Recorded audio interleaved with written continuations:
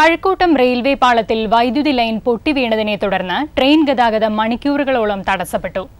ജനശതാബ്ദി ഉൾപ്പെടെ 3 ട്രെയിനുകൾ റദ്ദാക്കി. മണിക്കൂറുകൾക്ക് ശേഷമാണ് തീവണ്ടി ഗതാഗതം പുനഃസ്ഥാപിച്ചത്.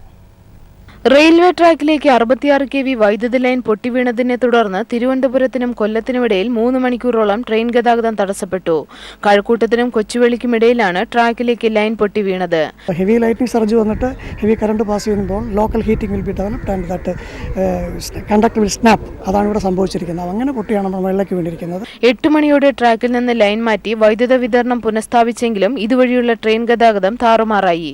തിരുവനന്തപുരത്ത് നിന്ന് യാത്ര പുറപ്പെടേണ്ടിയിരുന്ന ജനശതാബ്ദി വേണാട് എക്സ്പ്രസുകളും തിരുവനന്തപുരം കൊല്ലം പാസഞ്ചർ ട്രെയിനും റദ്ദാക്കി.